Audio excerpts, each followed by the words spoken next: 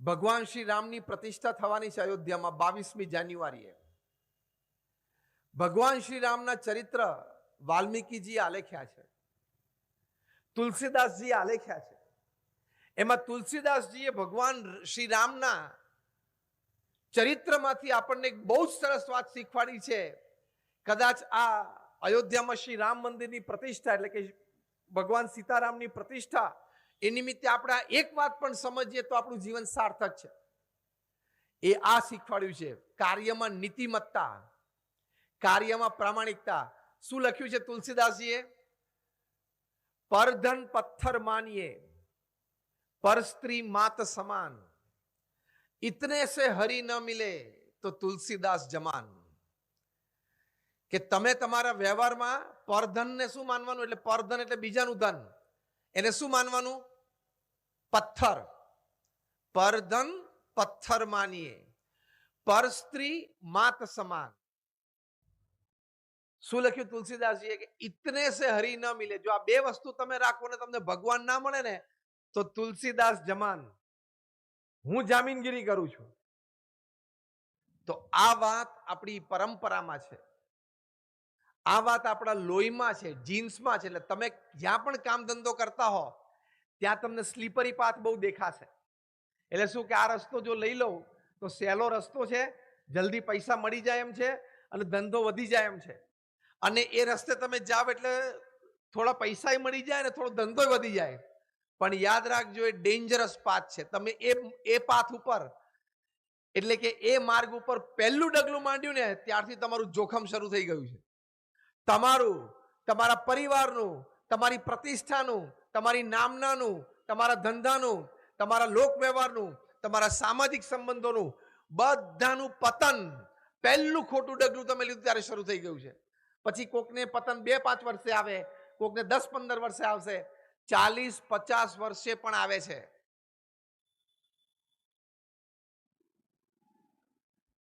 જેણે જેણે ક્રિકેટના બોલ સાથે ચેડા કર્યા બધાય ક્રિકેટ છોડવું પડ્યું કે નહીં? હા કે ના? ક્રિકેટના બોલ સાથે જેણે જેણે ચેડા કર્યા એ બધાય ક્રિકેટ છોડવું પડ્યું. હા કે ના? બેંક સાથે જેણે ચેડા કર્યા બધાય ભારત છોડવું પડ્યું. 2-3 જણા લંડન છે, 1-2 જણા કેરેબિયન આઇલેન્ડમાં છે, બધાને પાછા લાવવાના છે. અને તિહાર with wide arms ready to hug ધેમ.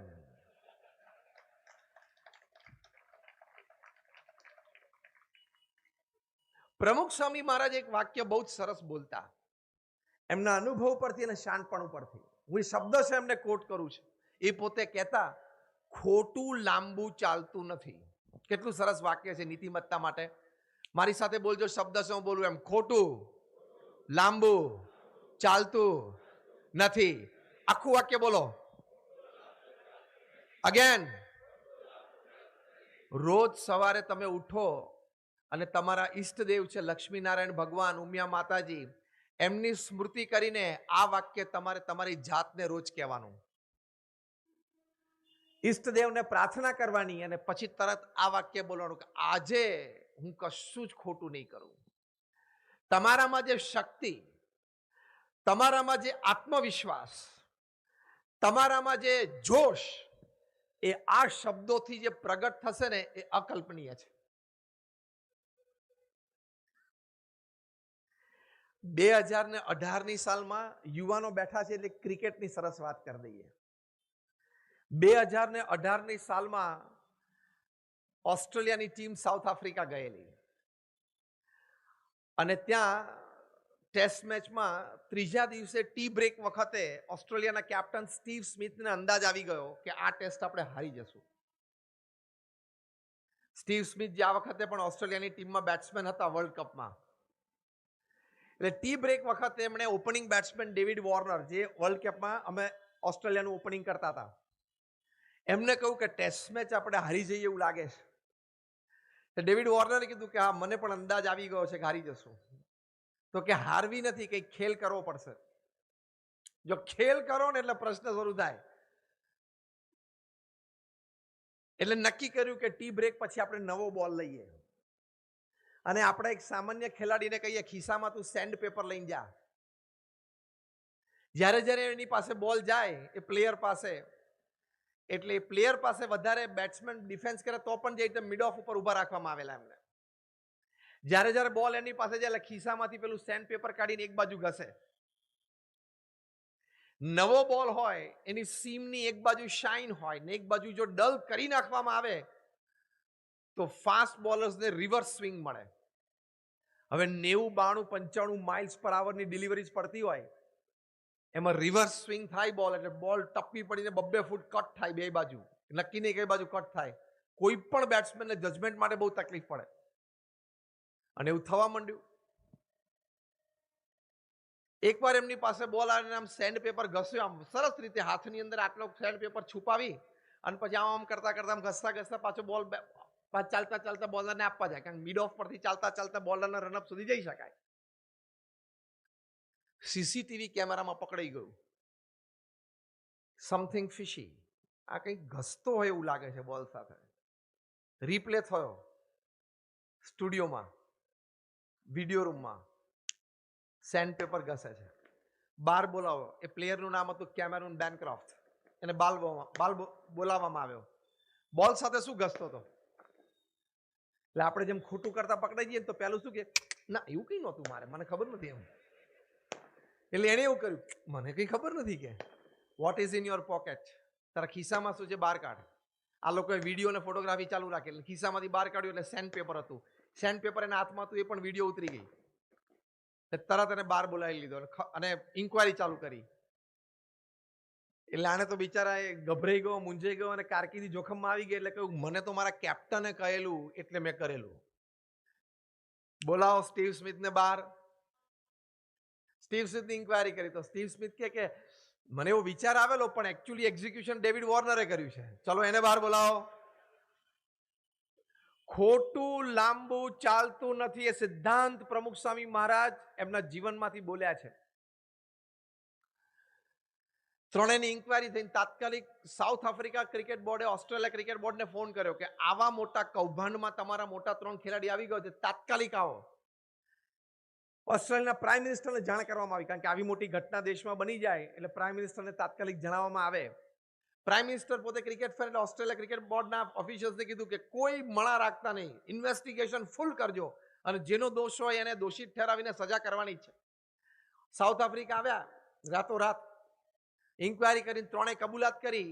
ત્યાં ને ત્યાં ત્રણેયને એટલે કે સ્ટીવ સ્મિથ અને ડેવિડ વોર્નરને 1 વર્ષનો બેન આવ્યો. કેમેરુન બેનક્રોફ્ટ તો બિચારો કે હું તો પ્લેયર છું, મને તો મારો કેપ્ટન કે મારે બધું કરવું પડે, તો 9 મહિનાનો બેન આવ્યો એની ઉપર. ત્રણેયને ચાલુ ટેસ્ટે ઉપાડીને ઓસ્ટ્રેલિયા લઈ ગયા, બાકીની અડધી ટેસ્ટ પૂરી પણ થવા ના દીધી. ઓસ્ટ્રેલિયા એ ટેસ્ટ મેચ 8 ખેલાડી સાથે જ રમી શક્યું અને 450 રનથી હાર્યું. બધાનું જીગર તૂટી ગયેલું. એના પછીની ટેસ્ટ લગભગ 350 રનથી હાર્યું. ટેસ્ટ મેચ 450 ને 350 રનથી હારવી એટલે શું? એટલે બે ઇજ્જતી ને આબરૂના કાંકરા. પેલા 3 જણા તો ત્યાં રડી રડીને મરી ગયા, પણ હવે કરે શું? 6 મહિના પછી સ્ટીવ સ્મિથ એ નેશનલ ટીવી ઉપર અપિયર થયા અને એમને પૂછવામાં આવ્યું કે તમે આ કર્યું, તમારી કક્ષાનો માણસ, તમને વિચાર આવ્યો ખોટું છે, વિચાર પછી તમે એનું અમલીકરણ કર્યું અને થવા દીધું. ત્યારે એણે ઓસ્ટ્રેલિયા ક્રિકેટ બોર્ડને ટાર્ગેટ કર્યું. એણે કહ્યું કે ઓસ્ટ્રેલિયા ક્રિકેટ બોર્ડમાં એક કલ્ચર છે, અમને કહેવામાં આવ્યું છે કે you are not paid to play, you are paid to win. તમને રમવા માટેનો અમે પગાર નથી આપતા, તમને જીતવા માટેનો પગાર આપીએ છીએ. વિન એટ એની કોસ્ટ, ગમે તે ભોગે જીતવાનું જ એક કલ્ચર ડેવલપ થઈ ગયું છે ઓસ્ટ્રેલિયન ક્રિકેટ બોર્ડમાં. એટલે ઓસ્ટ્રેલિયન ક્રિકેટ બોર્ડની ધાણી કાઢી, ત્યાંથી 3 ટોપ ઓફિશિયલ રાજીનામા લઈ લીધા.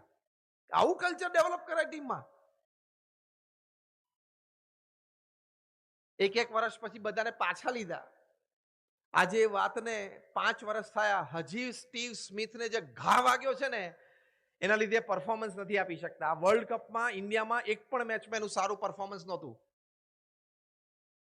નહીં તો એ વિરાટ કોહલી, રોહિત શર્મા અને બાબર આઝમના લેવલના ખેલાડી છે, પણ હજી એ જે જીગર તૂટી ગયું ને, જે જીગર તૂટી જાય ને પછી ગમે તેટલી આવડત હોય, હોશિયારી હોય, બુદ્ધિમત્તા હોય ને અનુભવ હોય, નથિંગ સ્ટેન્ડ્સ. કોઈ વાત નથી ઊભી રહેતી. કેમેરુન બેરક્રોફ્ટને તો એટલો બધો ઝાટકો લાગ્યો કે ક્રિકેટ છોડી દીધું ને યોગાસન શીખવાડવા માંડ્યા, યોગાના ટીચર થઈ ગયા કે ક્યાંકથી તો શાંતિ મેળવું. એટલે નીતિમત્તા અને પ્રામાણિકતા સાથે ચેડા કરાય નહીં. એ ધંધો કરતા કરતા ખાસ ધ્યાન રાખજો. This is ethics in profession. રાતોરાત કરોડપતિ બનવાના કોઈએ સ્વપ્ન જોવાના નહીં. મહેનત અને પુરુષાર્થથી ભલે 2-5 વર્ષે 10-15 વર્ષે બનવું, પણ નીતિમત્તા અને પ્રામાણિકતા છોડતા નહીં. નહીં તો તમે, તમારો પરિવાર, તમારા કામ ધંધો, તમારો વેપાર બધું જ તંત્ર તૂટી જશે અને તમારી સામાજિક પ્રતિષ્ઠા પણ બગડશે. અને ખબર છે ને, પૈસો પાછો આવે ખોવાયેલો, પ્રતિષ્ઠા એકવાર જાય પછી પાછી આવતી નથી. અને કોઈ એમ પણ નહીં માનવાનું કે હું શક્તિશાળી થઈ ગયો છું, ઘણો ધનાઢ્ય થઈ ગયો છું, 2, 5, 15 મોટા પોલિટિશિયન સાથે મારે ઓળખાણો થઈ ગઈ છે, હું કોઈ પણ તંત્રમાં ફોન કરીને મારું કામ કઢાવી શકું છું, ઘણા મોટા માણસો મને શેરમાં ઓળખે છે, હું સીધો ફોન કોલ એક્સ પર્સનને, વાય પર્સનને, ઝેડ પર્સનને કરી શકું છું, તો ગમે ત્યારે નાની મોટી તકલીફ આવશે ત્યારે વાંધો નહીં આવે. એ તો ભ્રમણામાં રહેતા જ નહીં. હા, એ વખતે આ કોઈ ફોન ઉપાડશે નહીં, કારણ કે ઉપાડે એનું જોખમ થતું હોય. ઉપાડે નહીં જોખમ થતું હોય ને. તમે ઇલેક્ટ્રિક એન્જિનિયર થયા હોય, જુનિયર એન્જિનિયરથી તમારી કારકિર્દી તમે શરૂ કરી હોય, સિનિયર એન્જિનિયર બનો, એક્ઝિક્યુટિવ એન્જિનિયર બનો, કદાચ અહીંયા ઇલેક્ટ્રિસિટી બોર્ડના તમે ચેરમેન પણ થાવ સમગ્ર છત્તીસગઢ જિલ્લાના, એટલે લગભગ 30-35 વર્ષની તમારી સિનિયોરિટી હોય, પણ રવિવારે સવારે તમે ચાનો કપ લઈને શાંતિથી ન્યૂઝપેપર વાંચતા હો અને એકદમ તમને કેફ ચડી જાય, માન આવી જાય, અને ઇલેક્ટ્રિક પ્લગની સામે આમ કોલર ઊંચા કરી એમ કહો કે તારું ડિસ્ટ્રીબ્યુશન આખા છત્તીસગઢ રાજ્યમાં મારા હાથમાં છે, આ ચેરમેનની આંગળી છે, હું અંદર નાખું છું, ધ્યાન રાખજે. છત્તીસગઢ ઇલેક્ટ્રિસિટી બોર્ડના ચેરમેન પણ 35 વર્ષની ઇલેક્ટ્રિસિટીના ડિસ્ટ્રીબ્યુશન પછી પ્લગમાં આંગળી નાખે તો શું થાય? આટલા અનુભવ અને તાકાત પછી પણ તમારે નીતિમત્તા અને પ્રામાણિકતા સાથે ખેલવાડ કરી શકાય નહીં. કેમ? Electricity doesn't know your post, position and power. ઇલેક્ટ્રિસિટીને તમારી સત્તા, તમારી ખ્યાતિ કે તમારા ધન એની ખબર નથી. ઇલેક્ટ્રિસિટી ફક્ત તમારા હાડ માસને ઓળખે છે. એમ નીતિમત્તા અને પ્રામાણિકતા, એથિક્સ ફક્ત તમારા હાડ માસને ઓળખે છે, તમારી સત્તા, તમારા વૈભવ ને તમારા ધનને નથી ઓળખતી. એ યાદ રાખજો.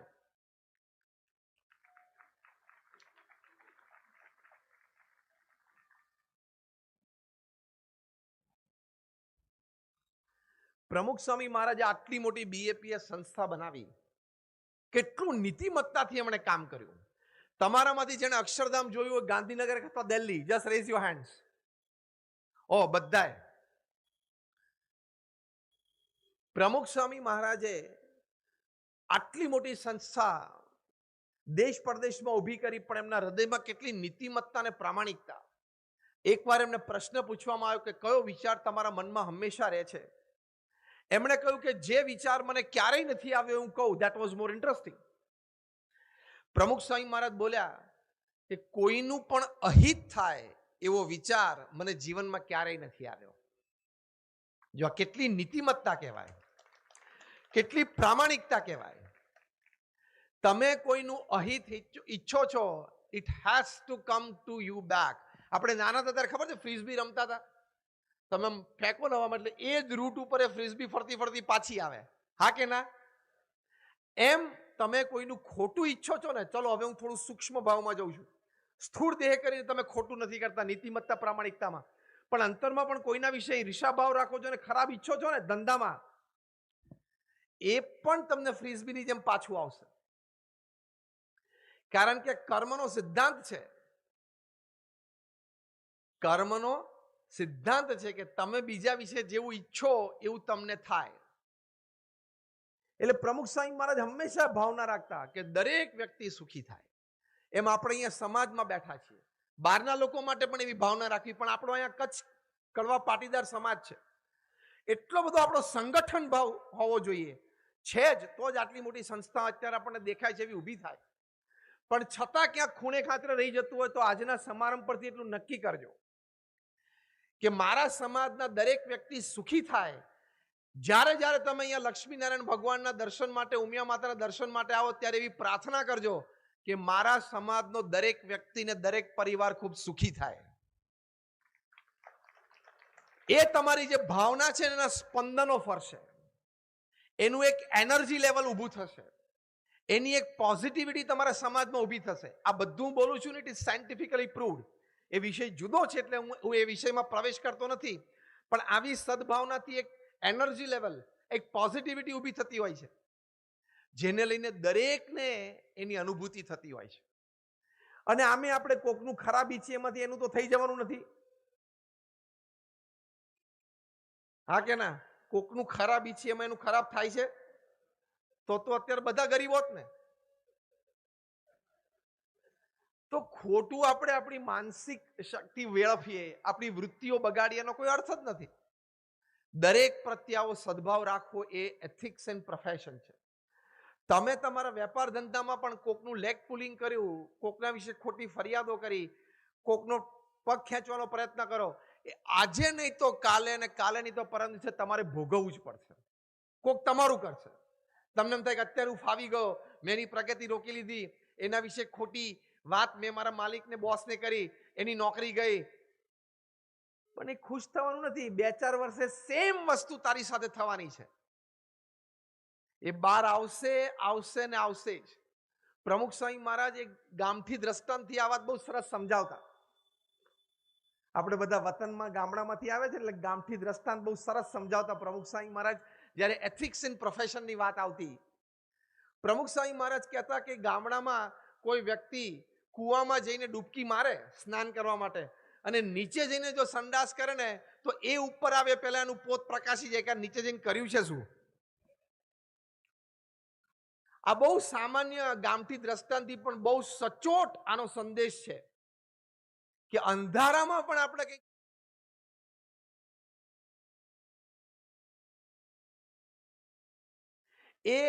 એ બાર અજવાળામાં આવશે જ.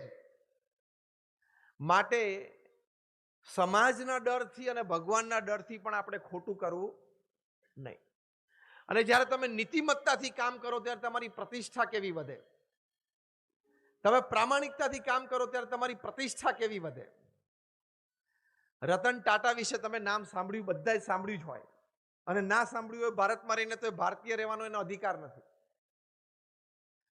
2008ની સાલમાં તાજ ઉપર આતંકવાદી હુમલો થયો.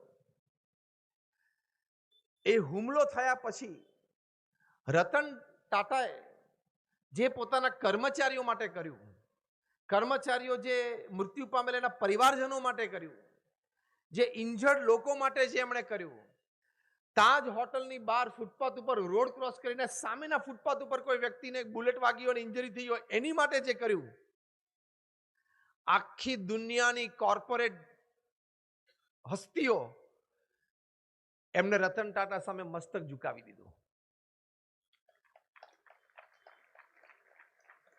રતન ટાટાએ ત્યાં જે મૃત્યુ પામેલા એટલે કે કર્મચારીઓ, એના દરેકની અગ્નિ સંસ્કારની વિધિમાં પોતે હાજર રહ્યા.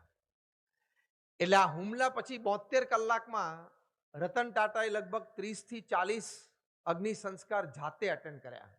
એક હમદર્દી, એક લાગણી. આ બાજુ એમણે એમના ઓફિસને ઓર્ડર કરેલો કે આ તમામ જે મૃત્યુ પામ્યા છે એના ફેમિલી જ્યાં પણ હોય ભારતમાં, તાત્કાલિક એને બોમ્બે લાવો. ફ્લાઇટની વ્યવસ્થા ત્યાંથી હોય તો ફ્લાઇટની વ્યવસ્થા કરો, ફ્લાઇટની વ્યવસ્થા ના હોય તો ચાર્ટર ફ્લાઇટ ગોઠવો, પણ એના અગ્નિ સંસ્કારમાં બધા હાજર રહેવા જોઈએ. એમના સંબંધીજનો એટલે કે મૃતકના સંબંધીજનો જે આવે એને ટાટા હોટલ્સમાં, 5 સ્ટાર હોટલ્સમાં એ લોકોને 5 દિવસ, 7 દિવસ, 10 દિવસ રહેવું હોય તો ફ્રી બધી જ વ્યવસ્થા. જે મૃતકો છે એમના પરિવાર માટે એક બહુ જ મોટી રકમ એમણે નક્કી કરી કે દરેક પરિવારને આટલી મળવી જોઈએ. પછી નક્કી કર્યું કે મૃતકો છે એના પરિવારજનમાંથી એક વ્યક્તિને તાત્કાલિક ટાટા કંપનીમાં કોઈ પણ જગ્યાએ નોકરી આપવી.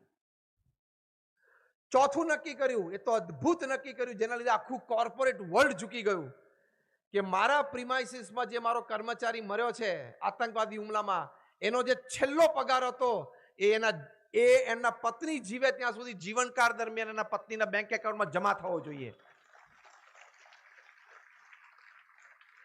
શું નીતિમત્તા છે માણસની.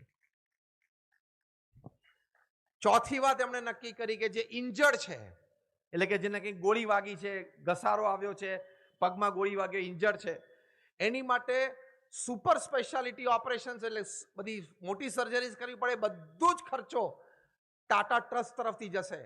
તમને આશ્ચર્ય થશે, ટાટા એટલે કે તાજ હોટલ પરીબાળ ફૂટપાથ રોડ અને સામેને ફૂટપાથ ઉપર એક લારીમાં એક વ્યક્તિ સામાન્ય વાત એટલે સામાન્ય કંઈક વસ્તુ વેચતો હતો, એની નાની 3 વર્ષની દીકરી લારી ઉપર બેઠેલી, એને પગમાં ગોળી વાગેલી, કારણ કે ગોળી તો અંધાધૂંધ છૂટતી હતી, ગમે તે બારીમાંથી પેલામાંથી બહાર જતી રહી, સરસરાટ નીકળી ગઈ હોય. એક 3 વર્ષની નાની દીકરીને પગમાં ગોળી વાગેલી, અને આઈ થિંક હું જો ભૂલતો હોઉં તો 2 થી 3 ગોળીઓ વાગેલી. તેમને તાત્કાલિક હોસ્પિટલમાં તો ખસેડાઈ. રતન ટાટાને રાત્રે મોડે ખબર પડી, ઘણા બધા અગ્નિ સંસ્કાર અટેન્ડ કર્યા પછી, કે 3 વર્ષની દીકરીને પગમાં 3 ગોળી વાગી છે.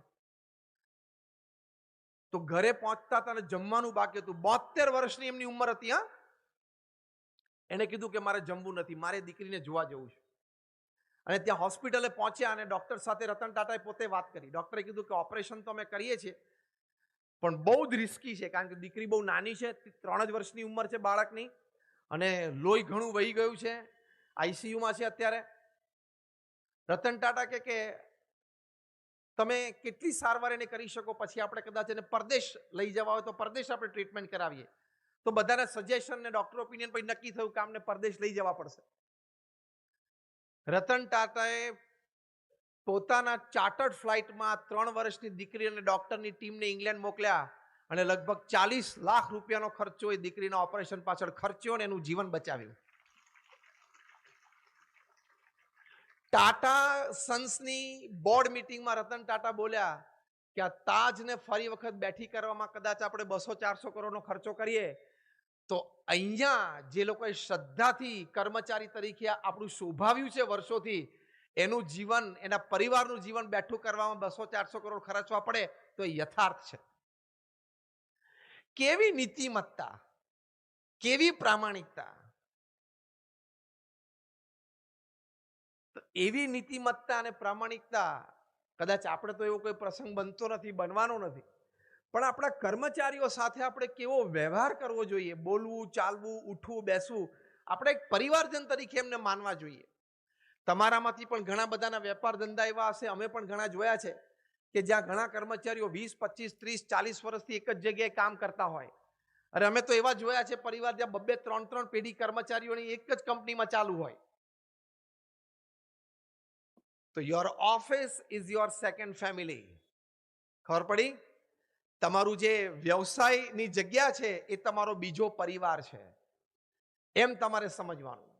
તો તમને ઘરમાં જેટલો તમારા પ્રથમ પરિવાર સાથે આનંદ આવે, એટલો જ આનંદ તમને તમારા ઓફિસમાં તમારા કર્મચારીઓ, જે તમારો બીજો પરિવાર છે, એની સાથે તમને આનંદ આવે. ભગવાન સ્વામિનારાયણ એક વાત શિક્ષાપત્રીમાં લખી છે કે તમારા કર્મચારીને તમે જેટલું આપવાનું નક્કી કર્યું હોય મહેનતાણું, એટલું જરૂર આપવું, પણ એનાથી ઓછું ના આપવું. સાચું કે ખોટું? તો એ નીતિમત્તા કહેવાય. તો એક આ વ્યવસાયની દ્રષ્ટિએ નીતિમત્તા અને પ્રામાણિકતાની વાત છે. જેણે નથી સાચવ્યા એને તકલીફ પડી છે, ઉપાધિ આવી છે અને પ્રતિષ્ઠા ગુમાવી છે. અને જેમણે સાચવ્યા છે એમની પ્રતિષ્ઠા ખૂબ વધી છે. જો આજે રતન ટાટા તો ખૂબ મોટી ઉંમરના છે, હવે તો એટલા એક્ટિવ પણ ઓફિસમાં નથી રહી શકતા, ચેરમેન એમેરિટસ છે, પણ આજે આપણે અત્યારે રાત્રે 9:30 વાગે આટલા પ્રેમથી એમને યાદ કર્યા. આ કમાણી છે ને એમના જીવનની, આ પ્રતિષ્ઠા કહેવાય. તો આવા પ્રમુખ સ્વામી મહારાજ કે રતન ટાટા જેવા આવા પ્રતિષ્ઠિત લબ્ધ પ્રતિષ્ઠિત વ્યક્તિઓના જીવનમાં કેવી નીતિમત્તા અને પ્રામાણિકતા છે એની પરથી આપણે બધાએ ઘણું બધું શીખવાનું. જે બીજી વાત મને કરવામાં આવેલી તમારા સમાજના આગેવાનો તરફથી કે પારિવારિક મૂલ્યોમાં ધર્મ ભાવનાની વાત એ ખાસ તમે કરજો. આપણે બધા પરિવારમાં સાથે રહીએ છીએ, માતા પિતા હોય, સંતાનો હોય, વૃદ્ધ મા બાપ પણ હોય, બીજા એક બે કોઈ વડીલ હોય ઘરમાં, અથવા આપણા કોઈ ગામથી આપણા ભાણિયા ભત્રીજા ભાણી ભત્રીજી આપણે ત્યાં રહેતા હોય, ભણવા કરવા આવ્યા હોય. પરિવારમાં હંમેશા સંપ સુરતભાવ ને એકતા એ ટકી રહે એવી રીતે જ વિચારવું, બોલવું, અભિગમ રાખવો અને વર્તવું. આ પારિવારિક મૂલ્ય માટે પહેલો મોટો મુદ્દો છે કે સંપ સુરતભાવ અને એકતા જળવાઈ રહે. તમે લોકો પેલું સૂર્યમુખીનું પુષ્પ જોયું હશે. જોયું છે સૂર્યમુખીનું પુષ્પ? એ સૂર્યમુખી એટલે કે પુષ્પનું મુખ કઈ તરફ હોય? સૂર્ય તરફ હોય ને. એ બધાય જોયું છે ને. હવે હું પ્રશ્ન પૂછું છું, જ્યારે સૂર્ય ઉઘાડો ના હોય એટલે કે વાદળાથી ઢંકાયેલો હોય અને વાદળછાયું વાતાવરણ હોય, અથવા તો ચોમાસાનો સમય હોય જરા ઘનઘોર વાદળ હોય એટલે કે આમ ડાર્ક ક્લાઉડ્સ હોય, એ વખતે કોઈ સૂર્યમુખીને જોયું હોય આંગળી ઊંચી કરો. જો કોઈ આંગળી ઊંચી નથી કરતું, તમે જોયું છે? હા બોલો. હા, એટલે સૂર્ય તરફ ના હોય એટલું બરોબર છે, પણ તમે જે કહો છો નીચે પણ ના હોય. તમે જોજો બરોબર. જ્યારે સૂર્ય એ છે એ ઉઘાડો ના હોય એટલે કે વાદળોથી ઢંકાયેલો હોય ને, ત્યારે સૂર્યમુખીના પુષ્પ એકબીજાની સામે થઈ જશે, એકબીજાને સન્મુખ થશે. બાયોલોજિસ્ટે આની ઉપર ખૂબ રિસર્ચ કરી છે અને રિસર્ચ કરીને એક વાત કરી છે કે સૂર્યની સામે રહીને એ લોકોએ જે એનર્જી, શક્તિ પ્રાપ્ત કરી હોય, એ સૂર્ય ન હોય ત્યારે એકબીજાની સામે રહીને એ લોકો એનર્જી એક્સચેન્જ અને બેલેન્સ કરે છે. કે કોઈ પુષ્પ પાસે ઓછી એનર્જી હોય જીવવા માટે, તો બીજું પુષ્પ એને એનર્જી શેર કરે છે. કુદરતે વનસ્પતિમાં પણ જો સંપ સુરતભાવ એકતાની ભાવના મૂકી હોય તો આપણામાં પણ મૂકી છે. ખોટા વિચારથી એને મારી નહીં નાખવાની. સંપની ભાવના છે, સંપમાં અસ્તિત્વ છે. ત્યાં અમેરિકામાં કેલિફોર્નિયામાં રેડવુડ ટ્રીઝ છે, એટલે કે લાલ એનું થડ હોય, 150, 250, 200, 100, 200, 250 ફૂટ સુધી પણ ઊંચા જાય. અને કહેવાય છે કે લગભગ 2 થી 3,000 વર્ષ જૂના વૃક્ષો છે. અને થડ એટલા પોળા હોય તે આપણે 4-5 માણસ આમ પોળા હાથ કરીને સાંકળ કરીએ તો પણ બથવા ના લઈ શકીએ. એક થડ તો એવડું મોટું છે એમાંથી આખું મોટરવે કાઢ્યો છે, ગાડીઓ જાય છે. કેલિફોર્નિયા છે સેસ્મિક ઝોન છે, એટલે કે ત્યાં અર્થક્વેક પ્રોન ઝોન, એટલે ત્યાં ભૂકંપો આવે, નાના મોટા ઝાટકા આવે. પાછું પેસિફિક મહાસાગર બાજુમાં છે, ત્યાંથી તેજ રફતારથી બધી વિન્ડ્સ, પવન પણ આવતો હોય. એટલે વૈજ્ઞાનિકોને એમ થયું કે 2-3 હજાર વર્ષથી ઊભા છે, કારણ કે એનું પેલું છાલ છોલીને લેબોરેટરીમાં પ્રયોગ કરે એટલે કેટલા વર્ષ જૂનું છે વૃક્ષ ખબર પડી જાય. તો કે મૂળિયા બહુ ઊંડા હોય, કારણ કે આ ઇમારત અત્યારે તમારી 3-4 માળની છે. હવે 15 માળની ઇમારત કરવી હોય તો એટલે ફાઉન્ડેશન નીચે જોઈએ ને, ઊંડા જોઈએ ને, સ્ટ્રોંગ. તો 200-250 ફૂટ ઊંચા વૃક્ષ, આટલા મોટા થડ, આટલા હેવી, તો એના પાયા એટલે કે એના મૂળિયા કેટલા ઊંડા જોઈએ. સંશોધન થયું તો ખબર પડી કે એના મૂળિયા છે એ ફક્ત 8 થી 12 ફૂટ જ ઊંડા છે. મેક્સિમમ કદાચ 10 થી 12 ફૂટ હોય, અમુક તો 5-7 ફૂટ જ છે. એટલે બહુ આશ્ચર્ય લાગ્યું કે 200 માળ એટલે 20 માળની ઇમારતના પાયા ફક્ત 6 ફૂટ ઊંડા હોય. પછી સંશોધન કર્યું કે તોયા પડતા નથી. પછી બરોબર ખોદકામ કરીને જોયું ત્યારે ખબર પડી કે કોઈ પણ વૃક્ષનું 1 કે 2 ફૂટ સુધીનું મૂળિયું અંદર જાય પછી અંદર જઈને એકબીજા મૂળિયા એકબીજા સાથે આમ એન્ટેંગલ થઈ જાય છે, અને એકબીજાને પાણી અને મિનરલ્સ એ શેર કરે છે. આ એક જ એવું વૃક્ષ છે જેના મૂળિયા સંપીને રહે છે. બાકી જેમ આપણે બધા દિવસ દરમિયાન જમીન ઉપર સંસાધન માટે ઝઘડીએ છીએ ને, એમ વૃક્ષોના મૂળિયા પણ જમીન નીચે પાણી માટે ઝઘડતા જ હોય છે, બથંબથ આવી જતા હોય છે. એ જીવંત અસ્તિત્વ છે, જે સાયન્ટિફિકલી હકીકત વાત છે. પણ આ રેડવુડ ટ્રીઝના મૂળિયા છે ને એન્ટેંગલ થઈ જાય એકબીજા સાથે. આમાં તમને 2 ફૂટ પછી ખબર ના પડે કે આ ઝાડનું મૂળિયું છે કે આ ઝાડનું મૂળિયું છે, અને એકબીજા સાથે પાણી અને મિનરલ્સ શેર કરે છે. એટલે નીચેથી એટલા બધા એકબીજા સાથે ટાઈટ સંકળાયેલા છે અંદર, તો ઉપર આટલા ઊંચા જાય છે, આટલા પહોળા છે. અર્થક્વેક એટલે ભૂકંપ, નાના મોટા ઝાટકા આવતા હોય, આટલા સ્ટ્રોંગ કરન્ટ્સ આવતા હોય પેસિફિકમાંથી, તો પણ એક પણ ઝાડ પડ્યું નથી. આપણે પણ પરિવારમાં, આપણા એક્સટેન્ડેડ પરિવારમાં દરેક માટે આવો સદભાવ રાખીને એકબીજાને મદદરૂપ થવાની ભાવના રાખીએ તો પરિવારમાં દરેક વ્યક્તિ સુખી થાય.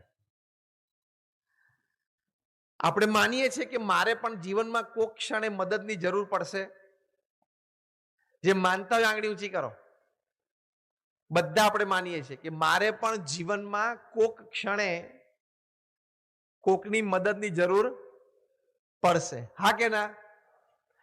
એ વિચાર રાખીને પણ તમારે કદાચ સંપની ભાવના દ્રઢ કરવી જોઈએ કે અત્યારનું કોકને મદદરૂપ થઈશ તો મારે જ્યારે જરૂર પડશે ત્યારે કોક મદદરૂપ થશે. આ પારિવારિક ભાવના છે. સંપ સુરત ભાવને એકતા. અમારા ગુરુહરિ છે મહંત સ્વામી મહારાજ, જે અત્યારે 91 વર્ષની ઉંમરે આ BAPS સંસ્થાના આધ્યાત્મિક વડા અને વહીવટી વડા છે. 91 વર્ષની ઉંમરે પણ આટલી મોટી સંસ્થાની જવાબદારી ચલાવે છે. એમની માટે આ વાત અને વિષય એમના હૃદય તુલ્ય છે. કદાચ એક દિવસ એવો નહીં જતો અત્યારે એમના જીવનનો, ત્યારે જ્યારે કોઈ સાહજિક વાતમાં, કોઈ આવી રીતે પ્રવચન પ્રસંગમાં એ સંપની વાત ના કરતા હોય. કારણ કે જાણે છે કે સંપીને સંગઠિત ભાવથી, એકતાની ભાવથી બધા પરિવારમાં કે સમાજમાં સાથે રહેશે તો દરેકનો ઉત્કર્ષ થશે. ઝઘડીને છૂટા પડશું તો દરેક વ્યક્તિને નુકસાન છે. ઝઘડ્યા અને છૂટા પડ્યા અને કુસમ થયો એટલે ભારત વર્ષ ઉપર 800 વર્ષ સુધી પરદેશી શાસન ચાલ્યું.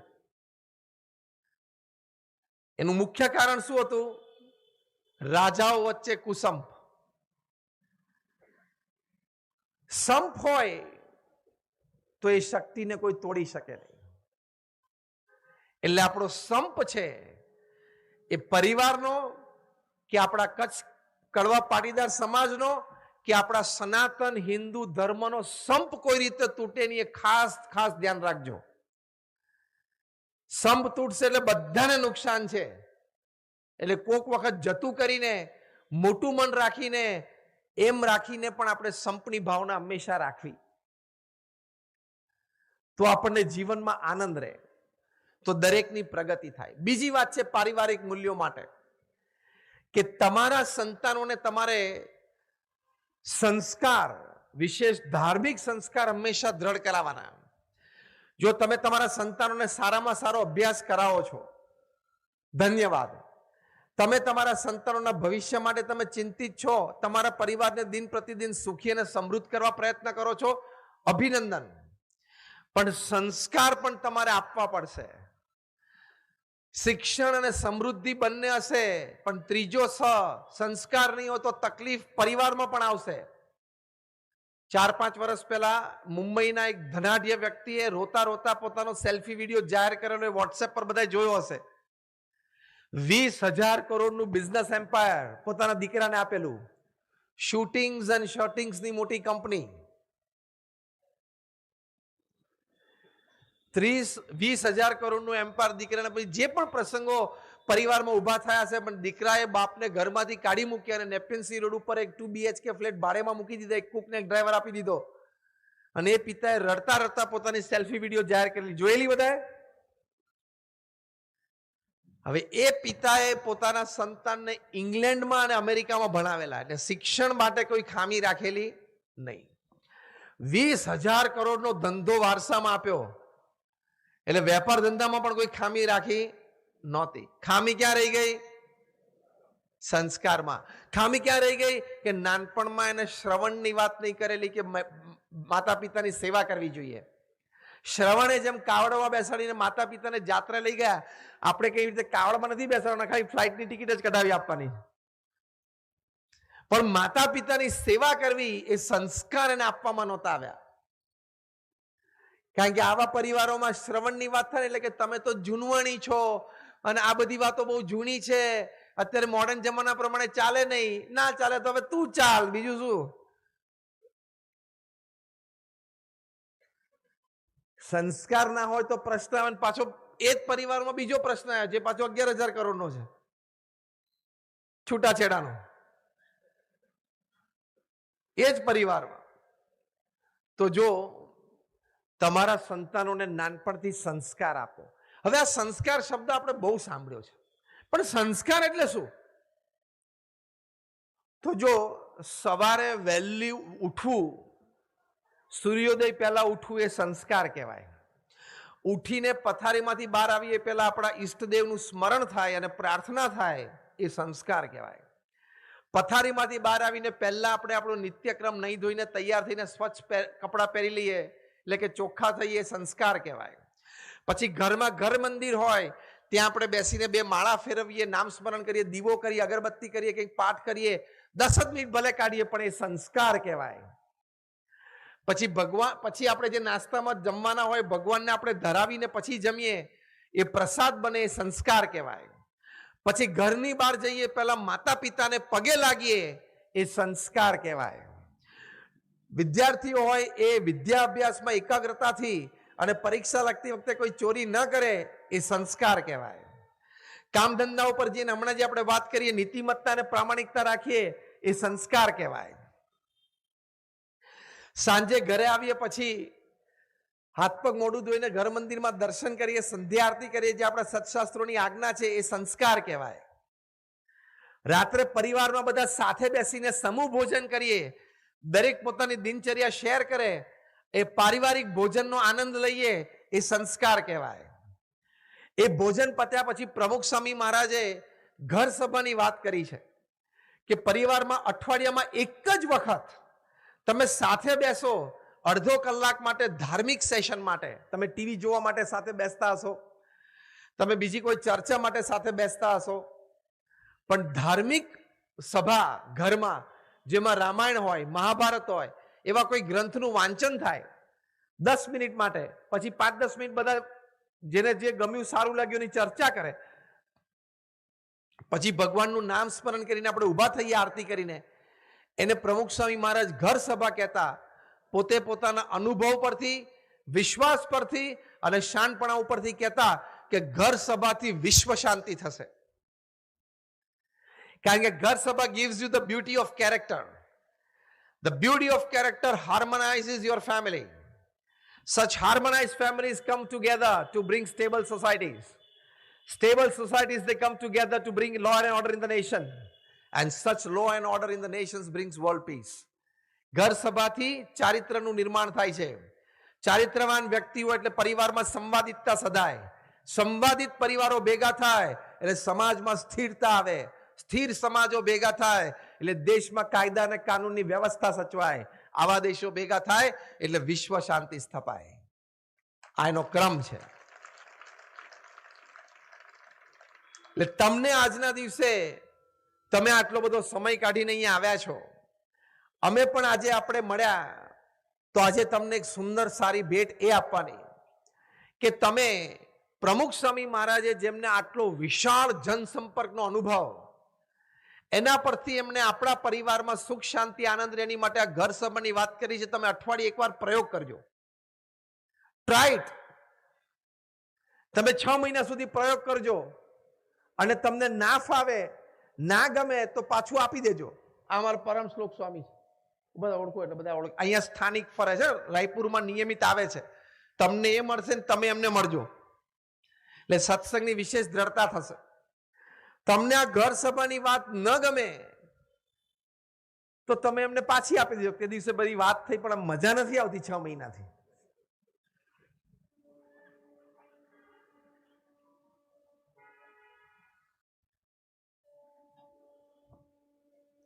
પણ તમને મજા આવશે ની અમારી ગેરંટી છે. જેમ તમે મેન્યુફેક્ચરિંગમાં હોય ને તમારે આઈએસઓ હોય તમારી પ્રોડક્ટ, ઇન્ટરનેશનલ સ્ટાન્ડર્ડ ઓર્ગેનાઇઝેશન, તો આઈએસઓ પ્રોડક્ટ માર્કેટમાં ચાલે છે ને, હા કે ના? વધારે સ્વીકાર્ય બને. એમ ઘર સભા પણ અમારી આઈએસઓ પ્રોડક્ટ છે, BAPS ની, ઇન્ટરનેશનલ સ્પિરિચ્યુઅલ ઓર્ગેનાઇઝેશન. ચાલશે જ, એક એક ઘરમાં ચાલે છે. ઘર સભાથી તમારા બાળકોનો અભ્યાસ વ્યવસ્થિત થશે. આ ધર્મ સંસ્કારથી શિક્ષણ. ઘર સભા નિત્ય કરવાથી પરિવારજનો તમામમાં શું ટેવો કેળવાશે? આ ધર્મ સંસ્કારથી શું ટેવો. ઘર સભા નિત્ય કરવાથી તમારા પરિવારજનોમાં એકબીજા પ્રત્યે આદર અને પ્રેમ વધશે. આ ઘર સભાથી એટલે કે ધર્મ ભાવનાથી, ધર્મના સંસ્કારથી પરિવારમાં સંપ.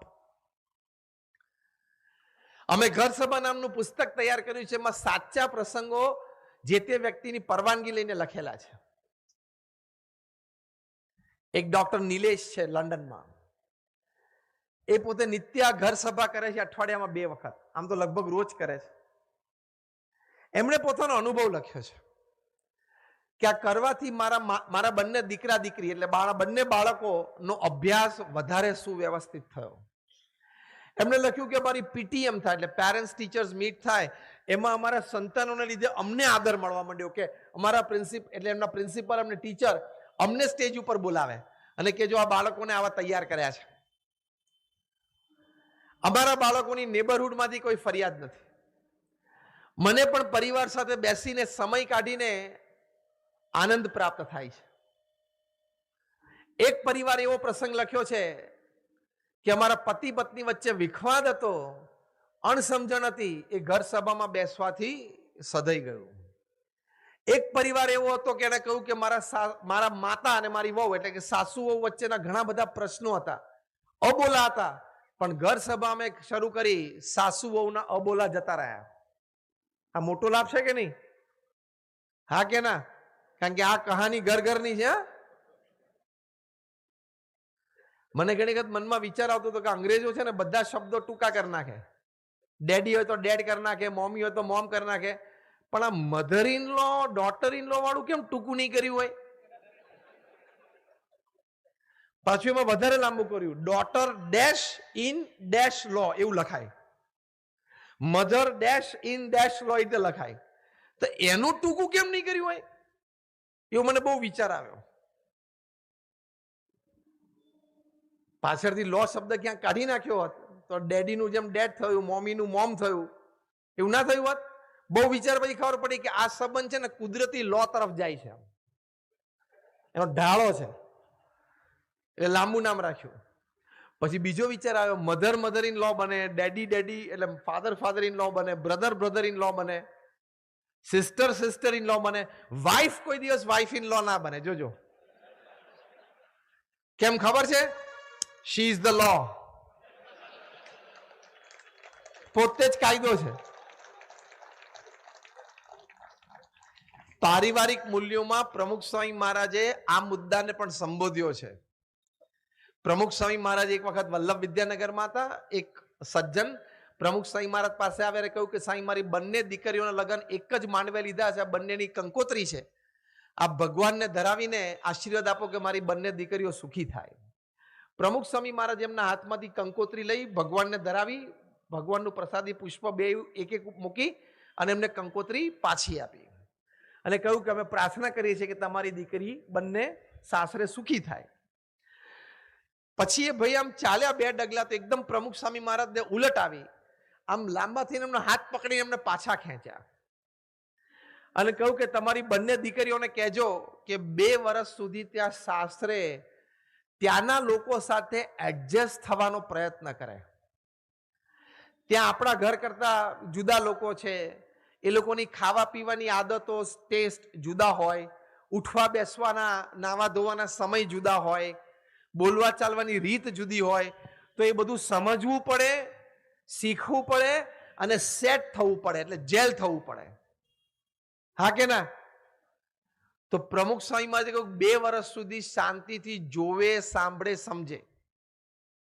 બીજી વાત પ્રમુખ સ્વામી મહારાજે કરી, આ પારિવારિક મૂલ્યો માટે ખૂબ અગત્યની વાત છે. Because more than 50% of the cases in the courts in India are family disputes.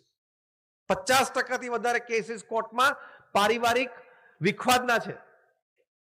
બીજી વાત પ્રમુખ સ્વામી મહારાજે કરી કે તમારી દીકરીને કહેજો કે સાસુ સસરા વઢે ત્યારે સામે નહીં બોલવાનું. એ ખોટા હોય ને ખોટું વળતા હોય તો પણ સામું નહીં બોલવાનું.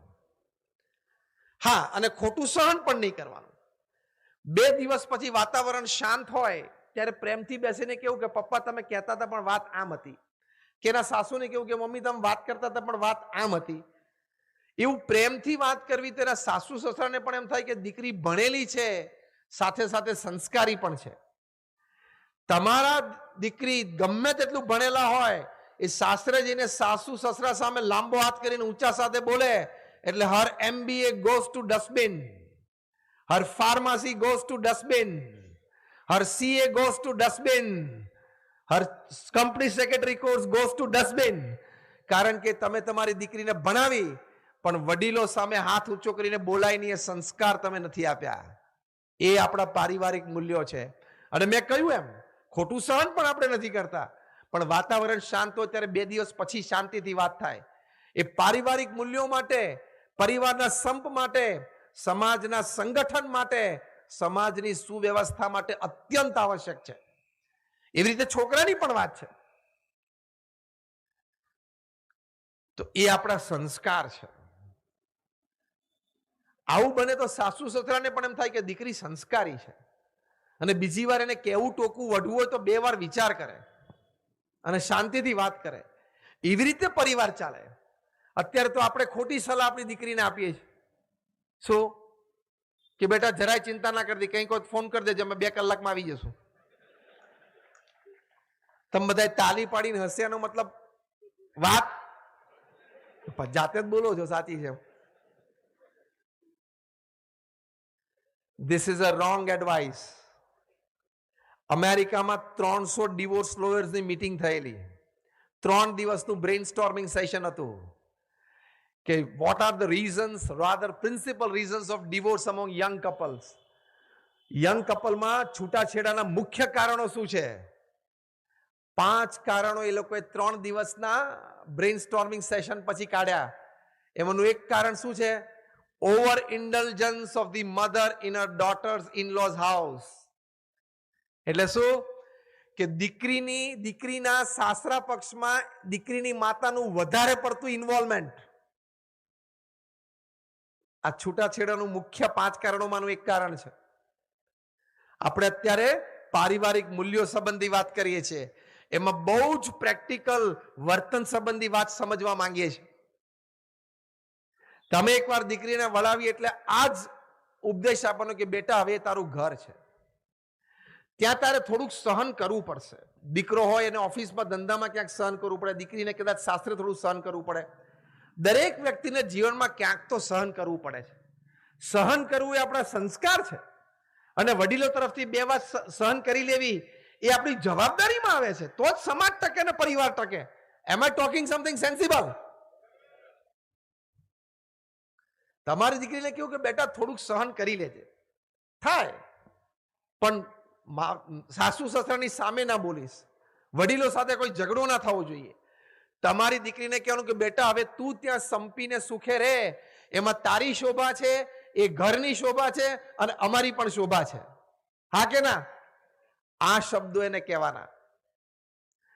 અને તમારે કામ હોય તો 15-25 દિવસે, મહિને, 1.5 મહિને, 2 મહિને એક વખત ફોન કરવાનો. અને દીકરીને કીધું તારે કંઈ કામ હોય તો 1.5-2 મહિને વાત કરજે. રોજ સાંજે ઉઠીને અડધો કલાક છે ની વાતો કરવાની. અને રોજ સાંજે તમે કોઈ એક વ્યક્તિ સાથે 15 મિનિટ વાતો કરો, ખબર પડશે કે વાર્તાની ક્વોલિટી કેવી હોય. કાંઈ ના હોય તથ્ય. રોજ 15 મિનિટ કોઈ એક વ્યક્તિ સાથે શું વાતો કરવાની? એ ફોન કરે કે થેપલા કરે ભાખરી, જે કર્યું ખાઈ ઉઈ જા ને. પણ એમાંથી ઝઘડા થાય, કારણ કે સાસુને શંકા જાય કે રોજ 20 મિનિટ છે ની વાત થતી હશે. પ્રશ્ન ઉભા થાય. દીકરીને કહેવાનું બેટા હવે તારું એક ઘર છે, તારે ત્યાં જ સમય આપવાનો છે. હા કે ના? તો હવે આ સલાહ આપજો. એ આપણા સંસ્કાર છે, આપણી ભારતીય પરંપરા છે. અને આ આપણે જ્યારે રામ જન્મભૂમિમાં ભગવાન સીતારામની મૂર્તિ પ્રતિષ્ઠા કરવા જાન્યુઆરીની 22મી તારીખે જઈ રહ્યા છીએ. આખા દેશમાં દીપોત્સવીનો પર્વ છે. ત્યારે માતા સીતાના ચરિત્રમાંથી આપણે આપણી દીકરીને આ સંસ્કાર આપવાના. જ્યારે ભગવાન રામને વનવાસનો આદેશ થયો ત્યારે સીતાજીએ પણ કહ્યું કે હું સાથે ચાલું એમની. ત્યારે ત્યાં કૌશલ્યા અને એમના સાથેના બધા રાણીઓ અને બીજી સ્ત્રીઓ એમને કહ્યું કે તમે તો રાજકુંવરી તરીકે ઉછર્યા છો, તમે જંગલમાં નહીં રહી શકો. આ રામ છે તો પોતે ક્ષત્રિય છે, પુરુષ છે, એટલે કદાચ કઠિન પરિસ્થિતિમાં જીવી લેશે. તમે તો કુમણા છો, સ્ત્રી છો, અને તમે રાજકુંવરી તરીકે મોટા થયા છો, તમારાથી જંગલના કષ્ટ સહન નહીં થાય.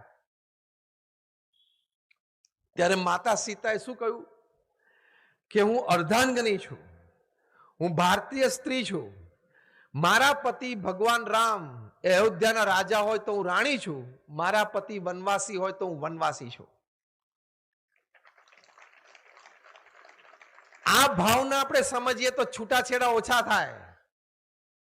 પ્રમુખ સ્વામી મહારાજ આ બાબતે એક બહુ જ સરસ વાત કરતા, આ જ ભાવનાને દોહરાવતા. શબ્દ છે, અક્ષર હશે, એમના શબ્દો હું બોલું છું. પ્રમુખ સ્વામી મહારાજ કહેતા કે અગ્નિની સાક્ષી આપણે ભેગા થયા છીએ તો હવે અગ્નિની સાક્ષીએ જ છૂટા પડવાનું. ખબર પડી? અગ્નિની સાક્ષીએ ભેગા થયા પતિ પત્ની તરીકે. એટલે શું? જયારે લગ્ન થયા ત્યારે ચોરીમાં અગ્નિ હતી અને આપણે ફેરા ફર્યા. અગ્નિની સાક્ષીએ ભેગા થયા તો હવે અગ્નિની સાક્ષીએ છૂટા પડવાનું. એટલે શું? બે માંથી એક જણાનું મૃત્યુ થાય અને અગ્નિ સંસ્કાર થાય ત્યારે અગ્નિની સાક્ષીએ છૂટા પડ્યા. એ આપણી પરંપરા છે. ત્યાં સ્વામિનારાયણ અક્ષરધામ દિલ્હીમાં અમે આખો ડાયરોમાં મૂકેલો છે કે માતા સીતા પોતે કહે છે કે ના, મારે મારા પતિ સાથે વનમાં જવું છે. એ દ્રશ્ય એક કપલે જોયું. હવે પ્રસંગ એ કપલનો એવો હતો કે બંનેને કોલેજ દરમિયાનથી જ એકબીજા સાથે અફેર અને એક રિલેશનશિપ હતા, પછી લગ્ન થયા, પછી જે કઈ પ્રસંગો બન્યા હશે અને છૂટાછેડાની વાત આવી. 1.5-2 વર્ષથી છૂટા રહેતા હતા. એટલે એક દિવસ શનિવારે બંનેના વકીલે બંનેને ફોન કર્યો કે તમે સોમવારે સવારે ઉઘડતી કોર્ટે આવી જાઓ 11 વાગે, સહી કરી દો એટલે મ્યુચ્યુઅલ કન્સેન્ટથી છૂટાછેડા થઈ જાય અને બેયને કોઈ એકબીજા પાસે લેવા દેવાનો આ પેલું હક દાવો નહોતો રહેતો, એટલે કંઈ લેવું દેવું નહોતું, એટલે વહેલું છૂટું થવાનું હતું. એટલે પતિએ ફોન કર્યો પત્નીને કે હવે આપણે છેલ્લો રવિવાર ભેગા છીએ તો આપણે ક્યાંક જઈ આવીએ, પછી સોમવારે તો છૂટાછેડા છે જ. પત્નીએ કીધું કે સારું આપણે જઈ આવે. તો પતિ કે ચલો આપણે પિક્ચર જોવા જઈએ. પેલા કે પિક્ચર નથી જોવું, ઇન્ટુ બ્રેકેટ એને લીધે જ આ બધું થયું છે કે આપણે અક્ષરધામ જઈએ. અક્ષરધામ આવ્યા અને આ સ્પોટ જોયો. સ્પોટ ગાઈડે આ પ્રસંગ વર્ણવ્યો. મંદિર સમાજમાં શું આપી શકે છે ને, કઈ તાકાતથી મૂલ્યો આપણા જીવનમાં પ્રેરી શકે છે ને, એનો એક પ્રસંગ આ છે. આ સ્પોટ જોઈને પેલા બેનના આંખમાં આંસુ આવી ગયા કે હું માતા સીતાના વંશમાં છું. પેલા પતિના આંખમાં પણ આંસુ આવી ગયા સમજણથી. અમારા સ્પોટ ગાઈડે જોયું કે બંનેના આંખમાં આંસુ છે. 8-10 જણા ગ્રુપમાં ઉભા હતા. 8-10-15 જણાનું ગ્રુપ થાય એટલે પેલો ગાઈડ છે એ સમજાવે. એટલે અમારા ગાઈડે કીધું કે હું તમને કંઈ મદદ કરી શકું? એટલે બંને કીધું કે ના, અમે કમ્ફર્ટેબલ છીએ. ત્યાંથી જ બંને બહાર જઈને ત્યાં રેસ્ટોરન્ટના કાઉન્ટર પાસે બેઠા અને બંને આમ તો 10-15 મિનિટ મૌન રહ્યા. આખો પ્રસંગ એમને જાતે લખીને અમને આપ્યો છે ત્યાં એડમિનિસ્ટ્રેશનમાં, એટલે અમને ખબર છે. અને એમણે લખ્યું કે અમે બંને નક્કી કર્યું કે આપણે આપણા મેરેજને સેકન્ડ ચાન્સ આપીએ. Let's give a second chance. આપણે ટ્રાય કરીએ. આજે આપણે એક સારી વાત આપણે જાણી છે. તો બંને પોતાના મેરેજને સેકન્ડ ચાન્સ આપ્યો. આ પ્રસંગ 2006ની સાલમાં બનેલો. આજે 2023ની સાલમાં they are a happy couple with 2 children and a happy family.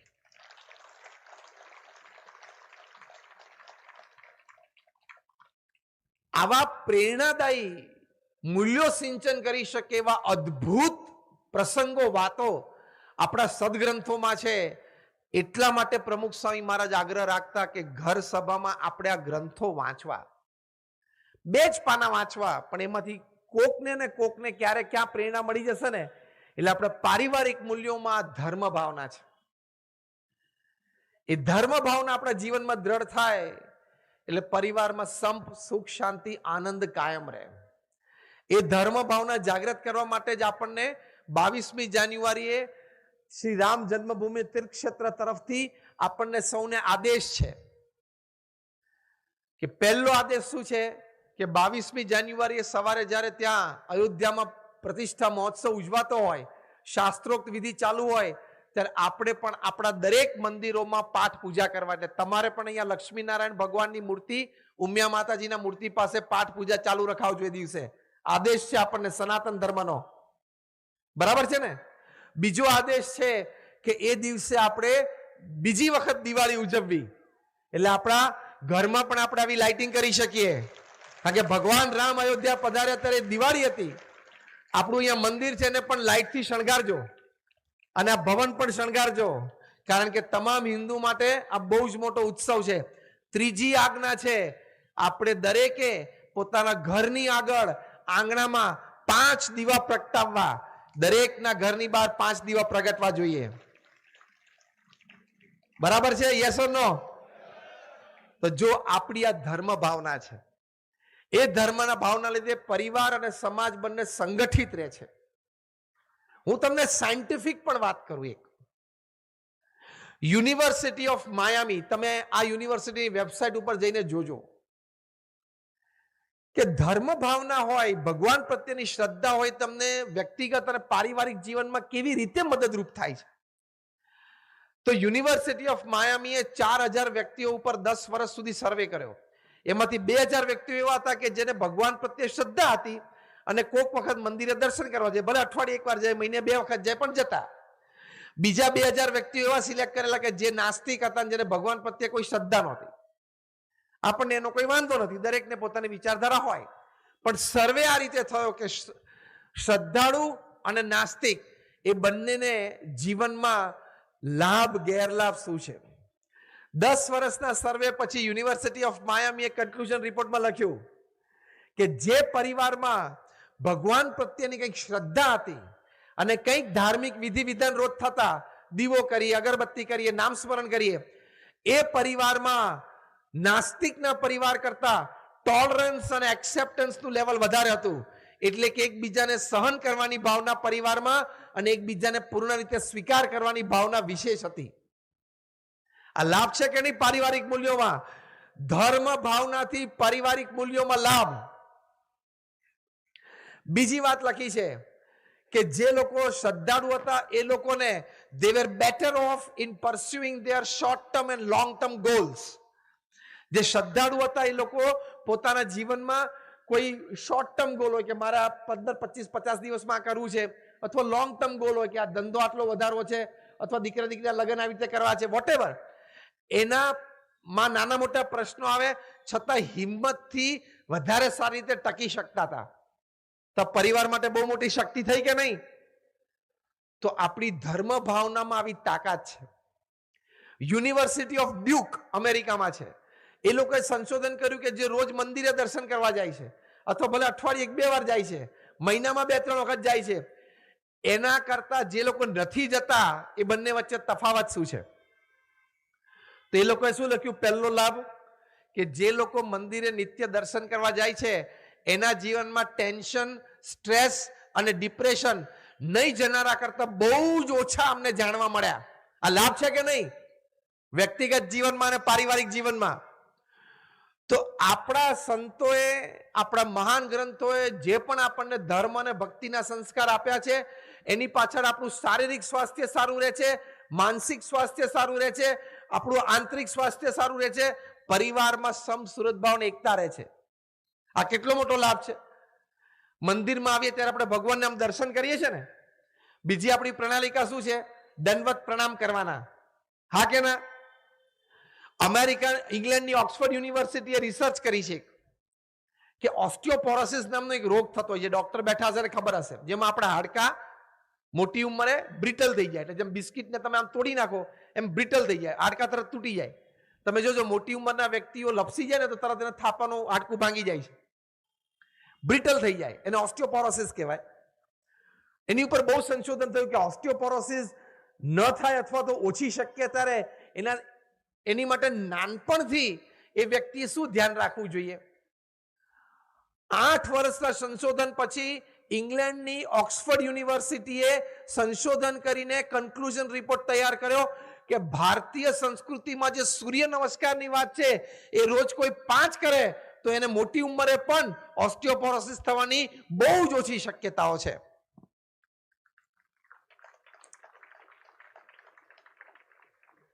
તો આપણા ધર્મ ગ્રંથોમાં બધી જ વાતો લખેલી છે, આપણે ખાલી એનું અનુસરણ કરવાનું છે.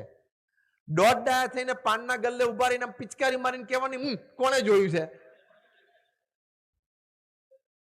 એ તું આવું બોલે છે ને એટલે પહેલા તું દોઢ ડાયો છું, તને અજ્ઞાન છે, તે કોઈ સારા સંત કે સારા વૈજ્ઞાનિકને પણ જાણ્યો નથી. ને તો વિજ્ઞાને પણ આ બધી, મેં તો તમને 2-3 વાત કરી વિજ્ઞાનની, પણ આવી તો સેંકડો વાતો છે. તે કોઈ સારી રીતે કોઈ સદગ્રંથ પણ વાંચ્યો નથી, એટલે ખોટું બુદ્ધિનું ડાપણ કરે છે. એટલે ના સમજણ પડતી હોય ને આપણા ધર્મમાં અથવા ભક્તિની રીતોમાં તો મૌન રહેવું. પણ આ મને બધી ખબર પડે છે, એક તો તું બીએસસી થયો 2 ટ્રાયલ અને પછી પિચકારી માની કે ના આપણે તો બોસ વિજ્ઞાન ભણેલા છે, આપણે તો જે જોઈએ માનીએ. પણ તું વિજ્ઞાન બીએસસી ભલે 2 ટ્રાયલે થયો, પણ જે ન્યૂટન, આઇન્સ્ટીન, આર્કિમિડીઝ કે પાસ્કલને ભણીને મોટો થયો ને એ બધાએ ભગવાનમાં ખૂબ શ્રદ્ધા રાખી છે. એના જીવન ચરિત્રમાં પોતે શ્રદ્ધા વિશે વાતો લખી છે. એની 2 થિયરી વાંચીને તું સાયન્સનો ગ્રેજ્યુએટ થયો દોઢ ડાયો થાય. એટલે અજ્ઞાન અવસ્થા છે. કોઈ આપણે વિચાર નથી કર્યો, સારી માહિતી પણ આપણી પાસે નથી, વિશ્વાસ પણ નથી, એટલે આપણે ધર્મ કે ભક્તિના કોઈ કાર્ય વિશે વિરુદ્ધ બોલીએ છીએ અથવા તો વિચારધારા ધરાવીએ છીએ. એટલે કોઈ દિવસ મનમાં નાસ્તિકતા ના આવવા દેવી. તો ધર્મ ભાવનાથી અને ભક્તિના સંસ્કારથી આપણા પરિવારને આટલો બધો લાભ થાય છે. તે હંમેશા આપણે દ્રઢ રાખવા. તમારા ઘરમાં તમારા ઈષ્ટદેવ, તમારા કુળદેવી ઉમિયા માતાનું મંદિર નાનું ઘરમાં હોવું જ જોઈએ. હા કે ના? એમના દર્શન આશીર્વાદ લઈને જ ઘરમાંથી નીકળવાનું. એ આપણા સંસ્કાર છે. નાના છોકરાઓ જોશે ને કે મારા વડીલો આવું કરે છે, તરત એને સંસ્કાર પડશે અને એ પરંપરા આપણે ચાલુ રહેશે. આપણે વિકાસ પણ કરવો છે અને આપણા માનનીય પ્રધાનમંત્રી શ્રી કહે છે એમ વિરાસત પણ સાચવવી છે. બરાબર ને? તમારી વિરાસત સચવે એની માટે તમે ભવન બનાવ્યું છે, એટલે કે સંસ્કાર. તો વિકાસ પણ જોઈએ અને વિરાસત પણ જોઈએ, બંને આપણે જોઈએ છે. તો આજના દિવસે અમે ભગવાન સ્વામિનારાયણના ચરણોમાં પ્રાર્થના કરીએ છીએ આપ સૌ માટે, આપના પરિવારજનો માટે, કે આ જે 2 વાત આપણે આજે કરી કે આપણા કાર્યમાં, ધંધામાં નીતિમત્તા અને પ્રામાણિકતા રાખવાની, આપણા પરિવારના સંસ્કારોને મૂલ્ય સચવાય એની માટે આપણે પ્રયત્નશીલ રહેવાનું, અને આપણા વ્યક્તિગત અને પારિવારિક જીવનમાં ધર્મ અને ભક્તિના સંસ્કાર દ્રઢ રહે એની માટે પણ આપણે પ્રયત્ન કરવાનો અને પેઢીઓમાં એ સંસ્કાર ચાલવા જોઈએ. એવી આપ સૌ માટે અમારી ખૂબ ખૂબ પ્રાર્થના છે. જય સ્વામિનારાયણ.